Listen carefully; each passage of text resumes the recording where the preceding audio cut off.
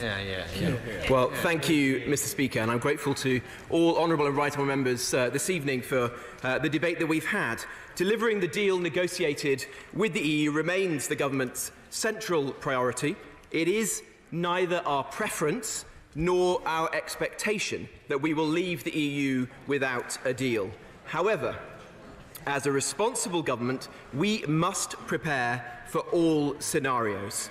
In the budget, we furthered that commitment by confirming an additional £500 million of funding in 1920, taking the total government investment in preparing for EU exit to over £4 billion. At budget, to help ensure the government, ensure that the tax system can continue to function in any EU exit outcome, we announced a series of modest, sensible provisions. This included a power to make necessary minor technical amendments to UK tax legislation. It also allowed, as we've heard, for the government to introduce a carbon emissions tax to replace the EU emissions trading system, ETS, in the event of no deal.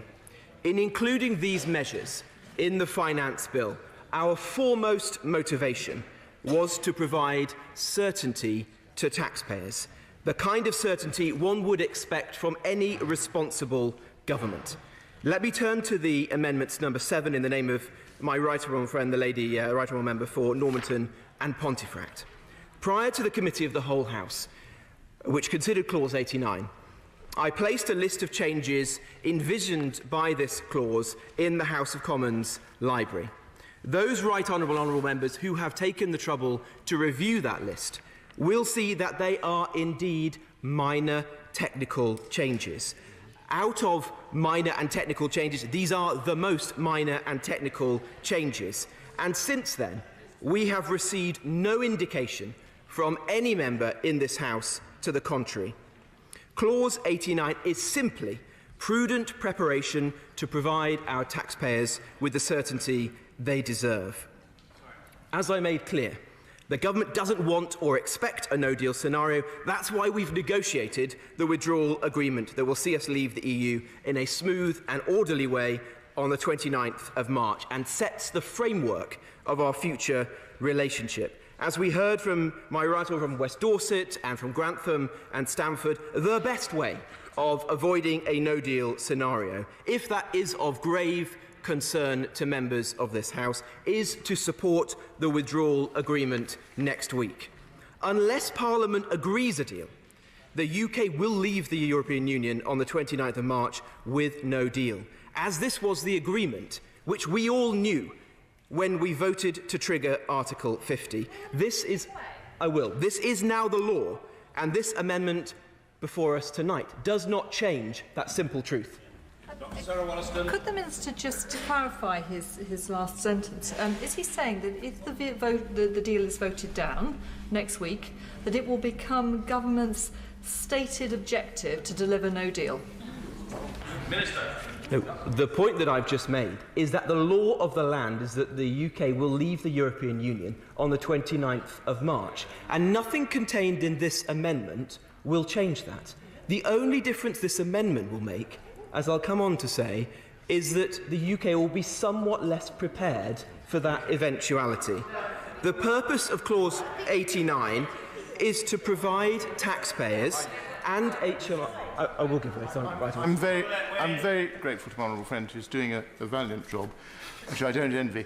I just want to ask him this. Does he accept that although it is the law at present, as he says, that we leave on March the 29th, this House of Commons has the ability to change with the House of Lords and Her Majesty that provision?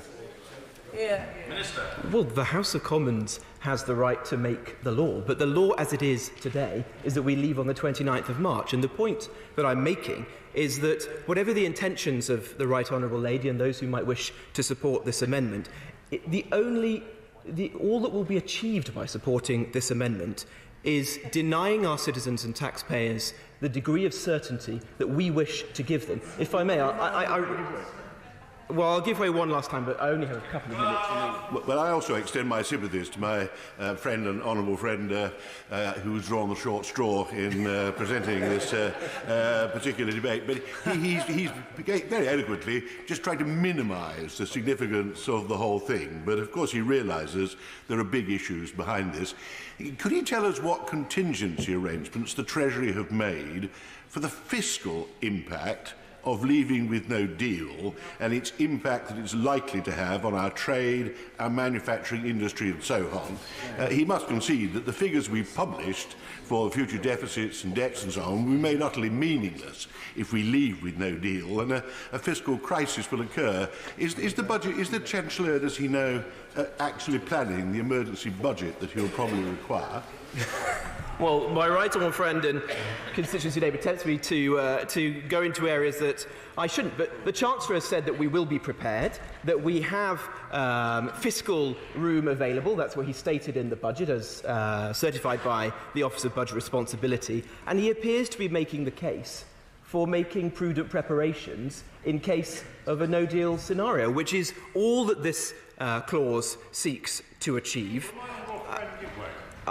Well, I'll give way one last time, but I apologise to the right honourable. I've only have to my honourable friend, isn't it the case, with all due respect to his department, that they published a series of figures about the economic disaster that was allegedly going to occur if we voted to leave the European Union? None of that's happened, and that what we have here is an attempt to blackmail the government into not going ahead with a decision that was taken after a majority of the population voted to leave the European Union. Well, we are leaving the European Union. We wish to do so with a deal. The House will vote upon the deal next week, but we must and will prepare for all scenarios. I will give way one last time because, of course, it's her amendment. The right through him. Will he confirm that he'll still be able to use Clause 89 powers if he either gives the House a chance to vote on no deal or, alternatively, takes the opportunity to apply for an extension of Article 50 instead? Yeah, exactly. Well, Clause 89 would give the government the ability to provide certainty to taxpayers now, and that's what we want to ensure. We don't want to inhibit the ability of HMRC and the government to provide that critical certainty. Who would want to do that? Who would want to diminish certainty to taxpayers at this time? I know the Right Honourable Lady has listed a number of businesses. Those businesses want certainty, and by supporting her amendment, we diminish that certainty, and we diminish our preparedness, admittedly only modestly, but we diminish our preparedness for a no-deal scenario.